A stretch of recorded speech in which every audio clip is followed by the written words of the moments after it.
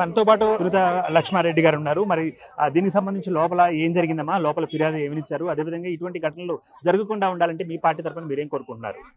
మేమేందంటే కేసీఆర్ గారి నాయకత్వం ఇంతకుముందు మహిళా అధికారులకు ఒక మంచి ప్రాధాన్యమైనటువంటి పోస్టులు ఇచ్చి వారికి మంచి వాతావరణాన్ని ఇచ్చి స్వతంత్రంగా నిర్ణయం తీసుకునే అవకాశాన్ని ఆ రోజు కల్పించడం జరిగింది. ఈ ప్రభుత్వం వచ్చిన తర్వాత ఎంతసేపు మహిళా ప్రజాప్రతినిధులను మహిళా అధికారులను మరి కించపరిచే విధంగా అవమానపరిచే విధంగా వాళ్ళ పైన ఒత్తిడి తెచ్చే విధంగా ప్రయత్నం చేస్తూ ఉన్నారు. అందుకే నిన్న వచ్చినటువంటి వార్త అది ఉట్టిగా రాదు. ఆంధ్రజ్యోతిలో వచ్చిందంటే ఖచ్చితంగా ఏదో జరిగి ఉంటుందనే ఒక నమ్మకం విశ్వాసం ఉంది. అందుకనే ఆంధ్రజ్యోతికి సంబంధించినటువంటి కథనాన్ని తీసుకుని ఈ రోజు మేము ఒక రిప్రజెంటేషన్ మరి కమిషన్ చైర్మన్ గారికి ఇద్దామని వచ్చినాం. వారు లేరు, అందుబాటులో లేరు. సెక్రటరీ గారికి ఏమని చెప్పినారు, సెక్రటరీ గారికి ఇచ్చి మరి తప్పకుండా ఎంక్వైరీ చేయించండి, ఎంక్వైరీ చేసి దీనిపైన యాక్షన్ తీసుకోవాలా, దీని లోతు ఏ పార్టీదో ఒకసారి ఆలోచన చేయండి అని చెప్పేసి మేము విమెన్ కమిషన్ ని కోరడం జరిగింది. సునీత గారు, ఇప్పుడు మరి రాజకీయాల్లోకి వెళ్ళినా, ఉద్యోగ రంగంలోకి వెళ్ళినా, లేకపోతే అంతరిక్షంలోకి వెళ్ళినా మరి ఎక్కడ పోయినా మహిళలకు వేధింపులు తప్పట్లేదు, లేకపోతే ఇటువంటి లైంగిక వేధింపులు తప్పట్లేదు అంటే కూడా బయట వినిపిస్తుంది. ఇప్పుడు అదే నడుస్తుందంటారు రాష్ట్రంలో? మీరేమంటారు ఈ కామెంట్కి? ఇప్పుడు లాస్ట్ టైము షీ టీమ్స్ అని విమెన్ సేఫ్టీ వింగ్ అని చెప్పేసి కేసీఆర్ గారి నాయకత్వంలో స్పెషల్ ఒక డీజీ గారిని వేసేసి, అడిషనల్ డీజీ గారిని వేసేసి ఒక రక్షణ కల్పించినటువంటి తరంలో నేను కూడా విమెన్ కమిషన్గా ఉండి అన్ని అంటే ఏ డిపార్ట్మెంట్లో అయినా పాష్ కమిటీస్ వేయాలని చెప్పేసి వేసి మహిళలకు రక్షణ కల్పించినటువంటి సందర్భాలు గతంలో ఉన్నాయి. కానీ ఈ రోజు ఏంటంటే స్వయంగా ముఖ్యమంత్రి మంత్రులే మహిళలపైన, మహిళా జర్నలిస్ట్ పైన, మహిళా అధికారులపైన వేధింపులకు గురి చేస్తూ అవమానంగా మాట్లాడేటువంటి పరిస్థితి వస్తూ ఉంటే ఇంకా మహిళలకు ఈ కాంగ్రెస్ ప్రభుత్వంలో రక్షణ ఏది అని చెప్పేసి మేము అడుగుతా ఉన్నాం. ఎందుకంటే వాళ్ళు ఏంటంటే ఒక విమెన్ లీడర్షిప్లో పనిచేస్తూ ఉన్నారు. ఈరోజు కాంగ్రెస్ పార్టీ ఒక విమెన్ లీడర్షిప్లో పనిచేస్తున్నటువంటిప్పుడు మహిళలు ఇంకా కూడా గౌరవించాల్సినటువంటి అవసరం ఉంది. కానీ ఇంద్రమ రాజ్యం తెస్తామని చెప్పేసి మరి ఈరోజు మరి ఆ మహిళని అవమానపరిచే విధంగా చేయడం అనేది ఇంద్రమ్మ గారి పేరు తీసుకోవడం మంచి పద్ధతి కాదని చెప్పేసి కూడా మేము అంటాం. ఇంకా చివరిగా మరో సూటి ప్రశ్న అంటే, ఇప్పుడు బయట వినిపిస్తున్న ప్రశ్న నేను అంటున్నాను. ఇప్పుడు మరి మహిళలకు దక్కుతున్న ఆదరణ, మరి ఇప్పుడు కవితమ్మ మీ దగ్గర నుంచి బయటకు వెళ్ళిపోయింది, వేరే పార్టీ పెట్టుకుంటారంటూ కూడా మరి వీధుల్లో తిరుగుతున్నారు, పాదయాత్ర చేస్తున్నారు. మరి ఆ విషయంలో కూడా ఇటువంటి వేధింపులు జరిగాయి అనుకోవచ్చు అంటారా? సూటిగా మీరేమంటారు? వేధింపులు అని ఎట్లా అంటారు అనేది రాజకీయంగా సస్పెన్షన్ అనేది ఏంటంటే పార్టీలు ఎవరైనా సరే క్రమశిక్షణ తప్పితే ఆ క్రమశిక్షణ చర్యలు ఉంటాయి. ఆ విధంగా చేయడం జరిగింది. కానీ కాకపోతే ఏంటంటే ఇది రాజకీయ కోణంలో చూడాల్సినటువంటి అవసరం. ఇది వేధింపులు అని చెప్పేసి అనడానికి వీలే లేదు. మరి ఎందుకంటే అది ఒక రాజకీయంగా ఏంటంటే తను బయటికి వచ్చేసి తనకు ఒక గుర్తింపు రావాలనే ఆలోచనతో తను వెళ్తుందే తప్ప మరి సస్పెండ్ చేసిన తర్వాత మళ్ళీ రివోక్ అనేది కూడా ఉంటుంది ఏ పార్టీలో కానీ. కొంత టైం ఇస్తారు.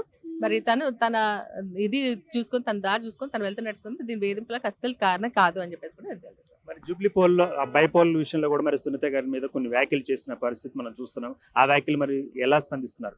దురదృష్టకరం అండి. ఎందుకంటే ఒక మహిళ బాధతో ఉన్నటువంటి మహిళను కూడా మరి దాన్ని రాజకీయంగా వాడుకునేటువంటి పరిస్థితి వచ్చింది అంటే కాంగ్రెస్ పార్టీ ఎంత దిగజారి రాజకీయం చేస్తుందో అర్థమవుతా ఉంది. కాబట్టి దీన్ని తీవ్రంగా ఖండిస్తాము, ఆక్షేపణీయం. ఒక మహిళ బాధతో వచ్చినటువంటి వాటిని మహిళలు గమనిస్తూ ఉన్నారు. ఏ విధంగా మంత్రులు మాట్లాడుతున్నారు అనే విషయాన్ని తప్పకుండా మరి బై ఎలక్షన్స్లో మహిళలందరూ కూడా కాంగ్రెస్ పార్టీకి బుద్ధి చెప్తారు. మన సునీత గారికి మేమందరం కూడా అండగా ఉన్నాం. ఖచ్చితంగా బీఆర్ఎస్ పార్టీ వారికి అన్ని విధాలుగా మరి పూర్తి కోఆపరేషన్ అందిస్తూ ప్రచారం చేస్తూ ముందుకెళ్తా ఉన్నాం. మహిళలు కూడా అదే విధంగా రెస్పాండ్ అవుతా ఉన్నారు. మంచి మెజార్టీ గెలుస్తారు. మంత్రులకు మాత్రం తప్పకుండా బుద్ధి చెప్తారు. ఎందుకంటే ఇప్పుడు సునీత గారిని మాట్లాడుతూ ఉన్నారు, అదేవిధంగా వాళ్ళ క్యాబినెట్లో ఉన్నటువంటి మంత్రుల గురించి కూడా వాళ్ళు మాట్లాడుకుంటా ఉన్నారు. ఎవరి పెత్తనం ఎవరిది అని వాటాల కోసం మాట్లాడుతూ మహిళల్ని కూడా కించపరుస్తూ మాట్లాడినటువంటి సందర్భాలు మనం చూస్తూ ఉన్నాం. చివరి క్వశ్చన్, ఇప్పుడు అంటే సాధారణ మహిళలు మరి ఇంతకంటే భయంకరంగా బాధలు పడుతున్నారు, లైంగిక వేధింపులకు గురవుతున్నారు. మరి వారిని కూడా మీరు అడ్వకేట్ చేస్తున్నారా? వారి గురించి ఏమంటారు? కేవలం ఉద్యోగాలు చేసేవాళ్ళు, రాజకీయాల్లో చేసేవాళ్ళు ఇట్లా కాకుండా సాధారణ మహిళల గురించి ఏమంటారు మీరు? తప్పకుండా ఎక్కడ మహిళలకు సమస్య వచ్చినా కూడా అక్కడ బీఆర్ఎస్ పార్టీ కార్యకర్తలు, నాయకులు అందరూ కూడా ఉన్నారు. ఎందుకంటే ఇప్పుడు చూస్తాం గురుకులాల మీద జరిగినటువంటి ఇన్సిడెంట్స్ పైన మేము స్పందిస్తూ ఉన్నాం. మహిళకి ఎక్కడైనా అత్యాచారాలు జరిగినా లేకుంటే అట్రాసిటీస్ జరిగినా కూడా మేము స్పందిస్తూ ఉన్నాం. అప్పుడు స్పందించినాం, ఇప్పుడు స్పందిస్తున్నాం. అప్పుడు తగ్గినాయి, ఇప్పుడు పెరుగుతూ ఉన్నాయి.